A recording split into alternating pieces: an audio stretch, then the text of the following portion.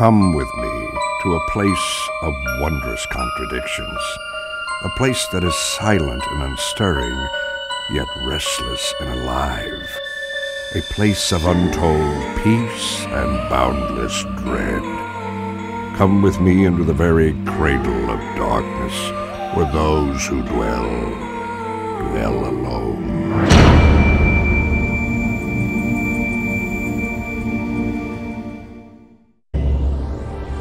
The Hanwell Asylum for the Insane first opened its doors in 1833.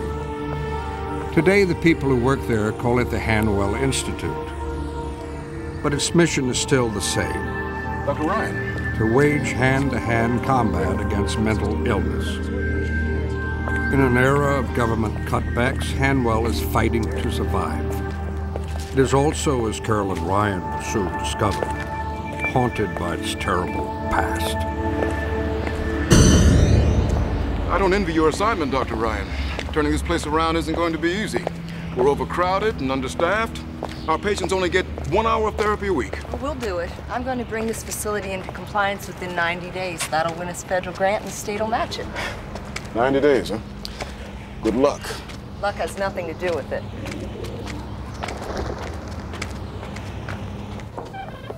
This unit houses men with psychotic disorders. They just had their lunch. Most of them are in their rooms napping. Hello, Marcus.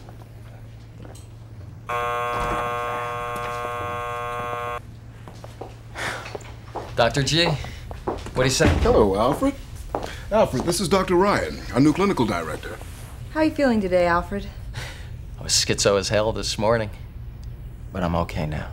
Couldn't be better. Glad to hear it. Can I go home now? I'm late for my 2:30 class in constitutional law. I don't think you're quite ready for that yet, Alfred. Not ready? What do you mean, not ready? I told you I'm sane. I'd be fine if I had a new brain. I don't like the one I've got.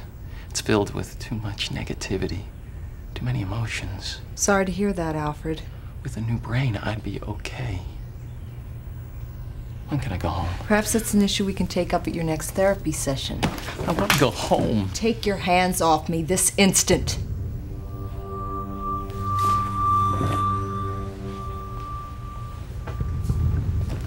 I'll check in on you later, Alfred.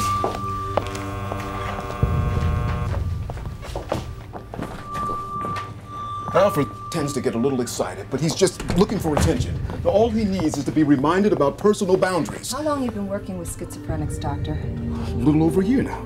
My first year, I used to go home every night and cry my eyes out. I don't do that anymore. I've learned to disengage myself.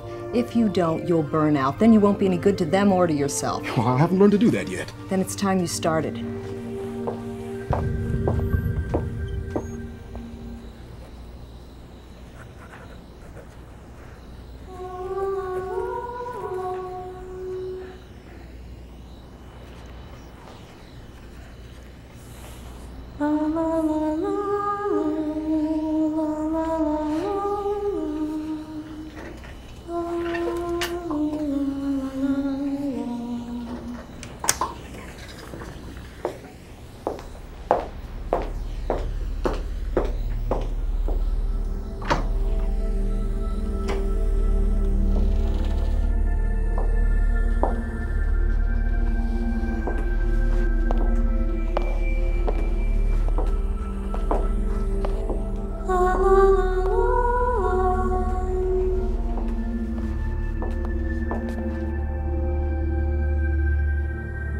Excuse me. This is an administrative floor. Can I help you find your way back down to your bed unit? Wait.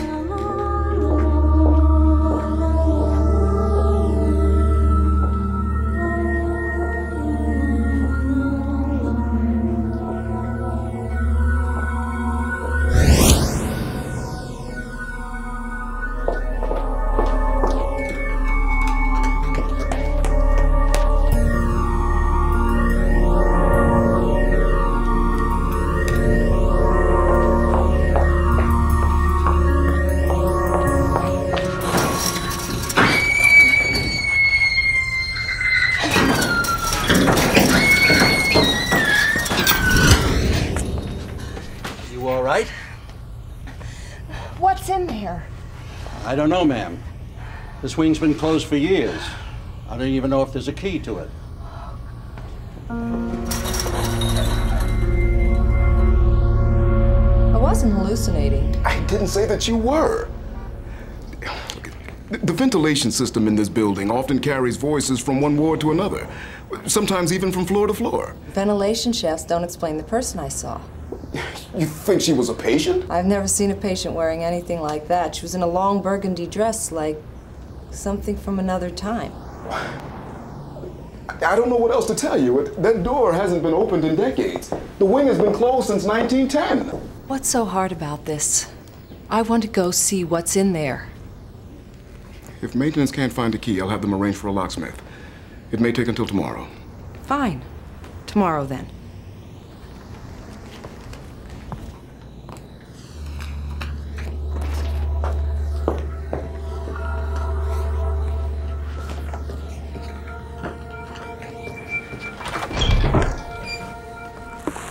Excuse me, Dr. Ryan.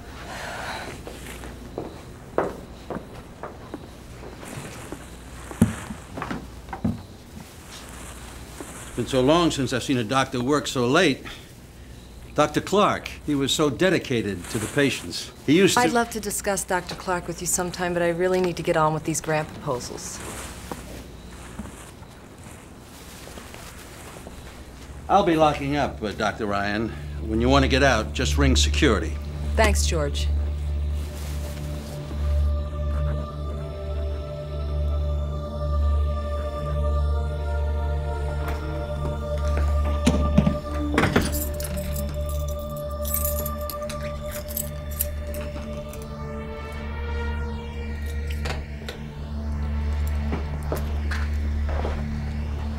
Who are you? What do you want?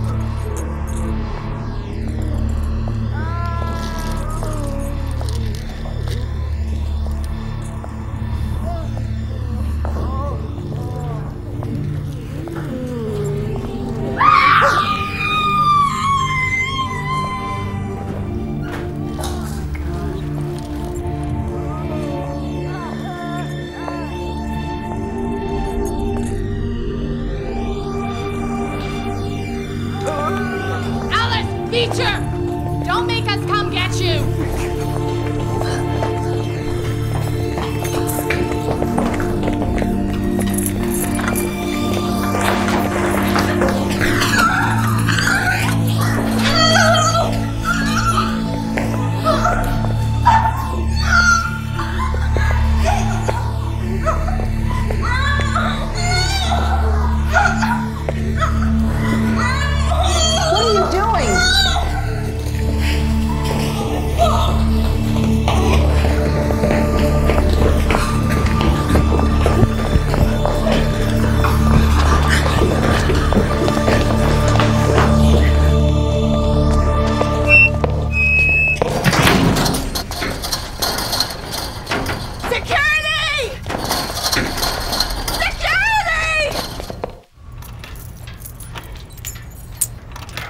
Dr. Ryan, with all due respect, it was awfully late.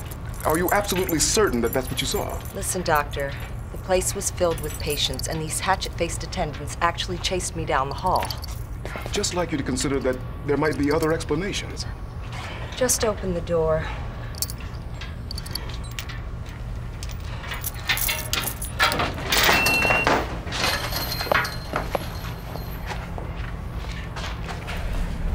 Federal inspectors are going to love this place. This leads to some sort of back ward, doesn't it? I haven't a clue. I'll set some traps.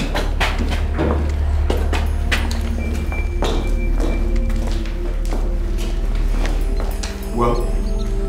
It's the same room, but everything's changed. Damn it, I saw them. They were here. These rings, patients were shackled to them. And the woman, the one who led me here, the attendants drove a wedge in her mouth and forced medicine down her throat. Dr. Ryan, maybe you need to get some sleep. Alice Beecher, that's what they called her. Do we have records dating back to when this hospital first opened? I think so. I want case files on every female patient admitted before 1900.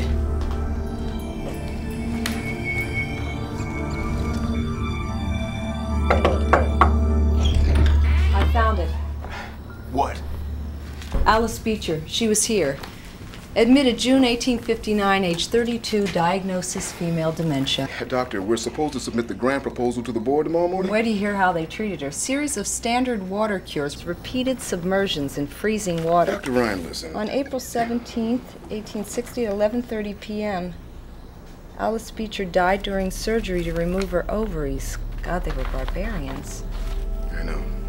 Back then they believed female organs caused insanity. But look, we've got to get this proposal out, Doctor. Why does she keep coming to me?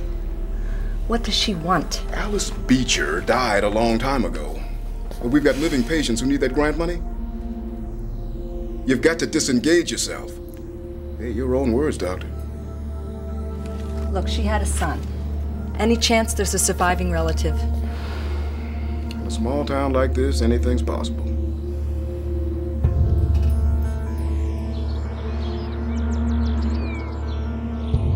I'm really glad you agreed to see me, Mrs. Beecher. Not at all, Doctor. What is it you wanted to know about my family history?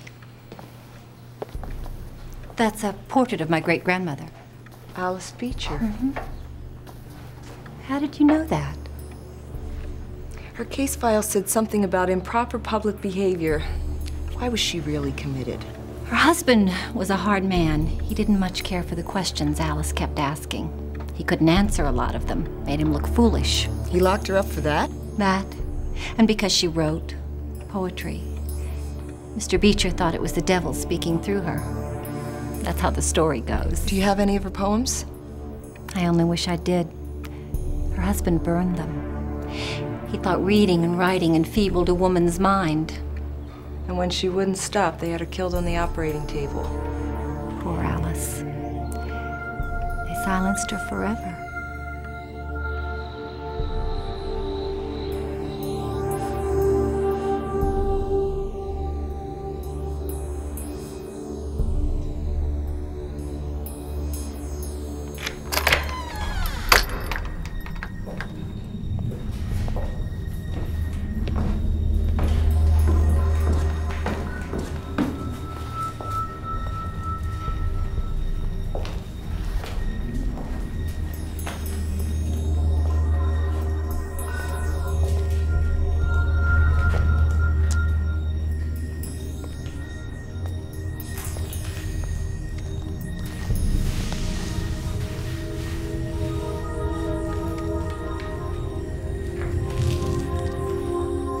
Beecher?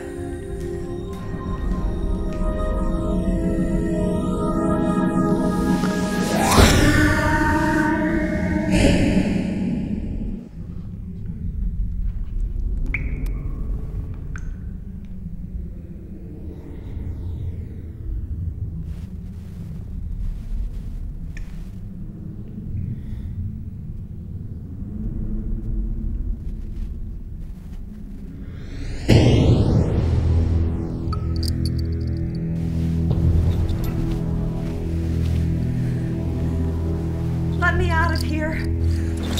Let me out of here this instant!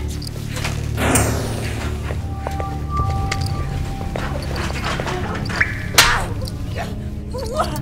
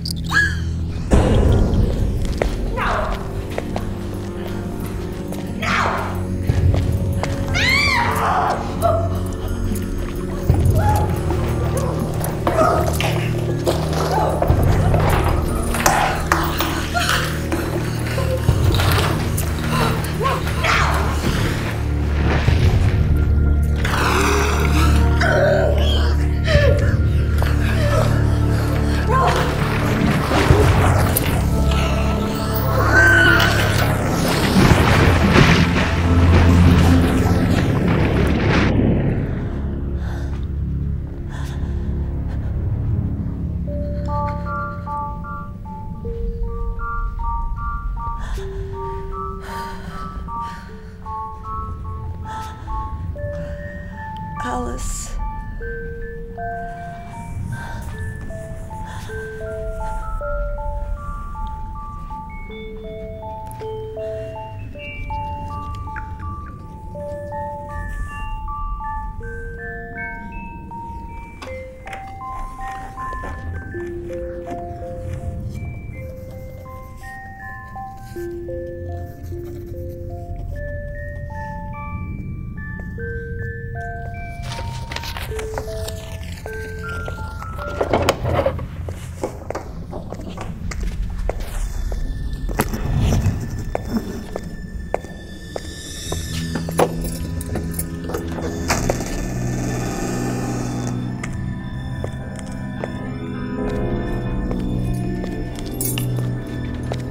Hello, Alice. How are you this evening?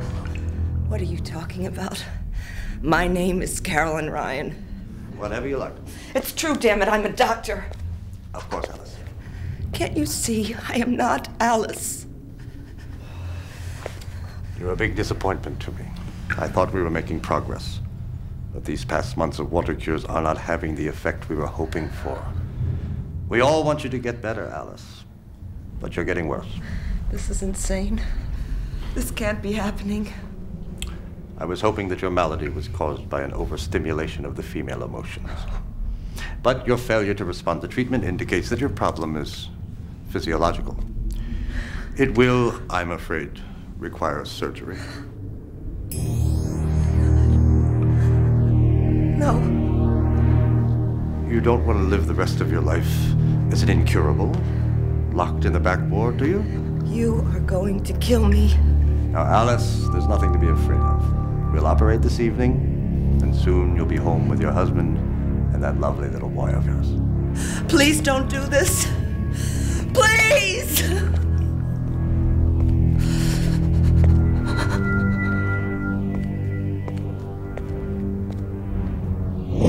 You have got to listen to me. I am going to die. Please don't let me die. Oh, God. Oh, God. Please don't let me die. Please, please don't let me die! No! No! Just relax, Alice. We'll have you well in no time.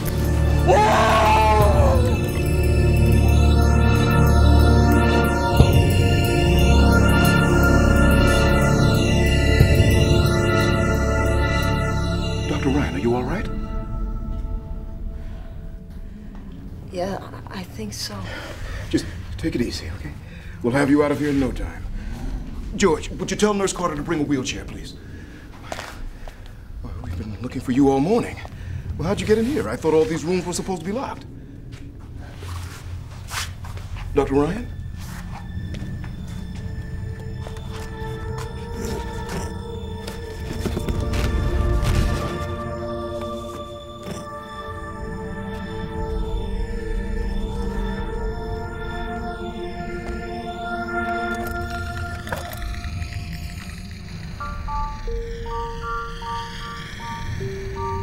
Alice Beecher's poetry.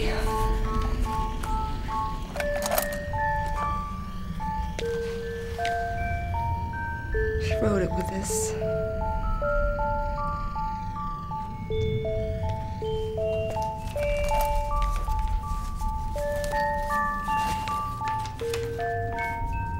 The hand of time may etch my face.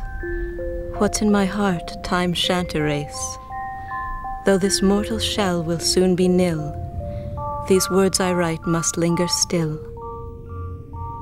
Across generations yet unknown, they're all I leave that were my own.